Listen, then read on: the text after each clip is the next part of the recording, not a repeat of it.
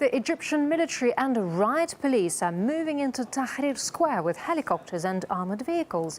That's as thousands of supporters of the ousted president, Mohamed Morsi, gather in the square and clashes with his opponents break out elsewhere in the capital.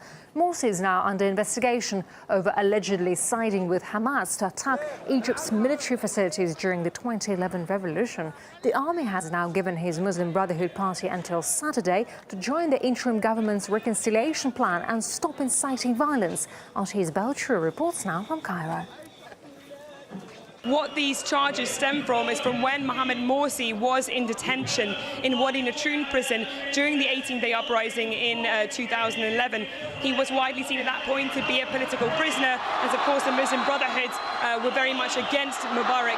He broke free from prison during these mass prison breaks, and what the charges here are saying is that he collaborated with Hamas to actually break out of prison, to kill police officers and also soldiers, including possibly kidnapping officers, as well as possibly burning down prisons. And these are very heavy charges and could see him face a considerable jail time. Many people here are saying, or some people here are saying, this could be a political action from the military to basically ensure that Mohamed Morsi never comes back into office. What is going to happen, however, is that this kind of accusation levelled against the ousted leader will do nothing to stop the tense atmosphere here and will really just rile up his supporters. Already hundreds have gathered here on Tahrir Square in support of the military after Abdel Fattah al-Sisi, who is the head of the army, called for people to come down to the streets against terrorism, he called it. Now, we're also going to see mass protests in support of the military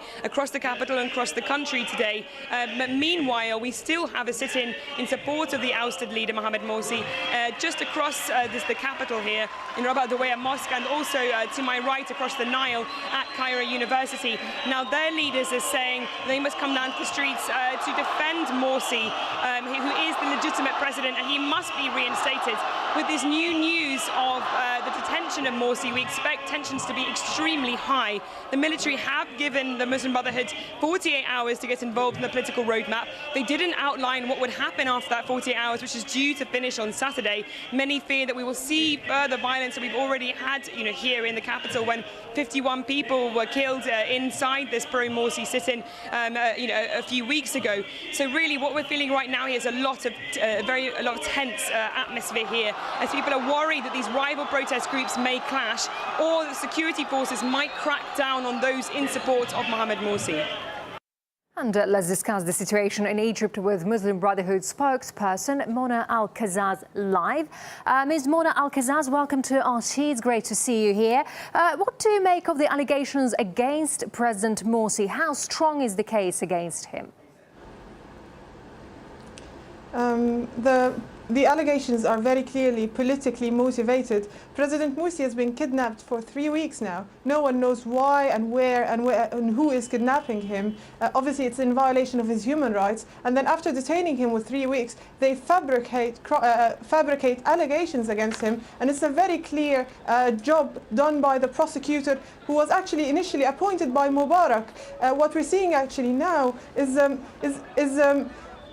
he is the president of the country, and Egypt is essential for the peace process in the Middle East. So Egypt has been playing a mediatory role between the different Palestinian parties, between Palestine and Israel, between the different players in the political scene in the Middle East. So we find those allegations actually amusing and politically obviously motivated, in violation of all human rights and violations of everyone's human rights. And is your party going to adhere to the army's request to sit down for talks within about 48 hours or so?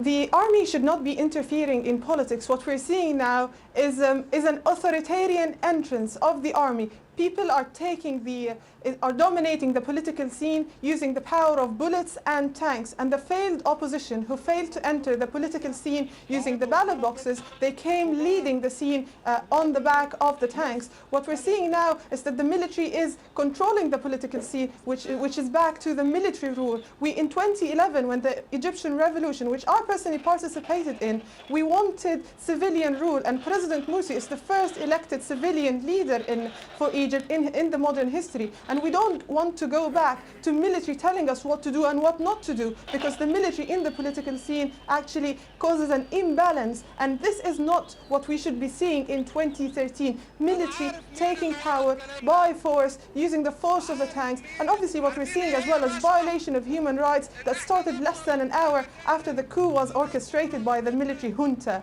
in power now in Egypt. Yes, and violations also in human rights, as in arbitrary detentions. We're seeing detentions of the political leaders, freezing of assets, shutting of TV channels, and detention of journalists. Yeah, and also your party, I mean, the Muslim Brotherhood Party, has dubbed the Defence Ministry chief's call for rallies, quote, a call to civil war. However, the general specifically said he wasn't demanding for violence, he wasn't called for violence. What danger do you see in such rallies there?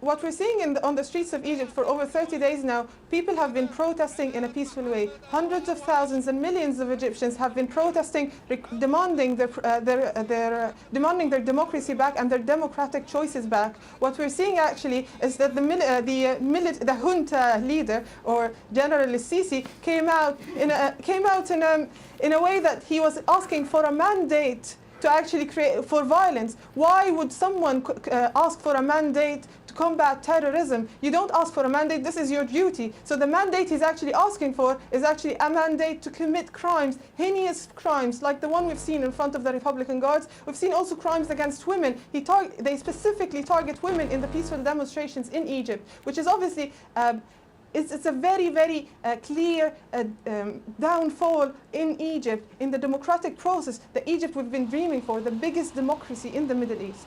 All right, Muslim Brotherhood spokesperson Mona Al-Kazaz, thank you very much indeed for sharing your views.